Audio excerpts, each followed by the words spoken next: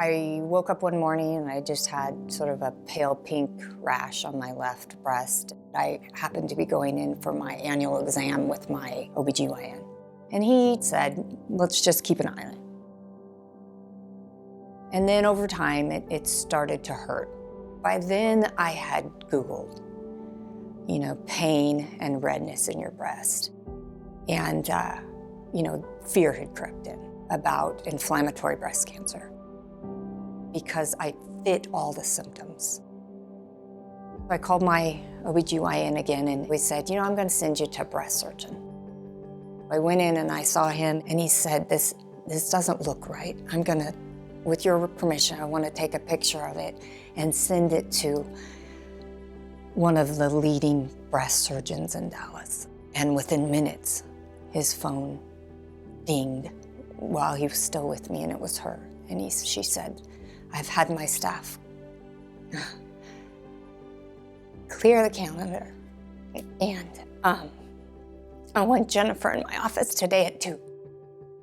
The minute I walked into Baylor Hospital, and the surgeon said, I'm worried, this is serious.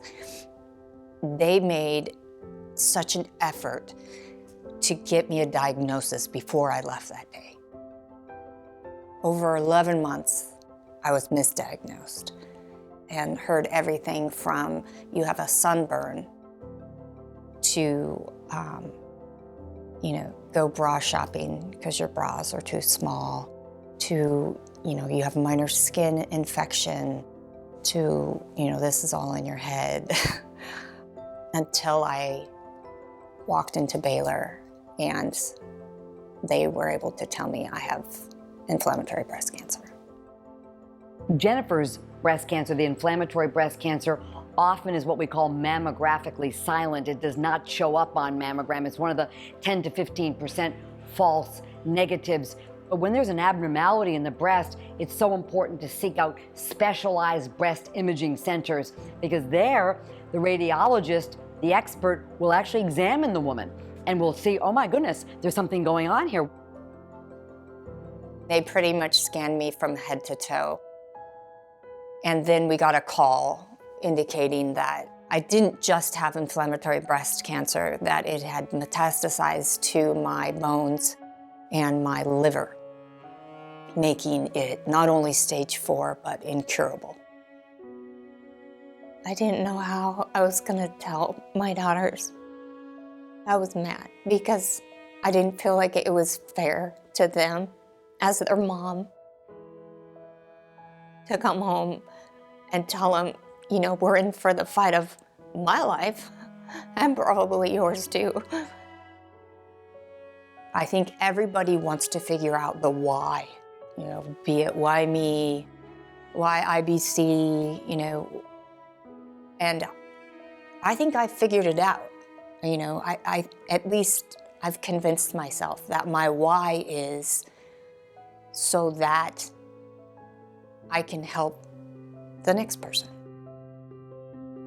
Jennifer's going to absolutely save lives by spreading this word, and she is such a strong advocate. She has such a mission, and we just have to be in there with her every step of the way, because Jennifer, unfortunately, is going to be fighting this battle all of her life. I remember one of my doctors saying to me very early on, she said, Jennifer, you have a choice. You can either choose to be dying from cancer, or you can choose to be living with cancer. And I chose to live with cancer, and that's what I'm doing. And that gets me up every morning with a smile on my face. There's been huge progress in the last 20 years against breast cancer, but we still have about 20% of women with breast cancer who we still don't have the answers for.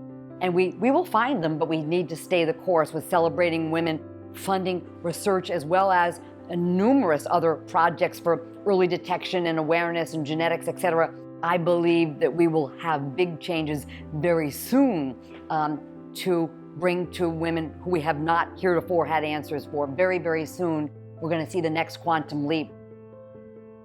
what's most important to me is to be able to say thank you to any and all that have supported the fight against any cancer, including inflammatory breast cancer, to help us patients that are fighting for our lives. That makes a difference in my life. I'll simply say thank you.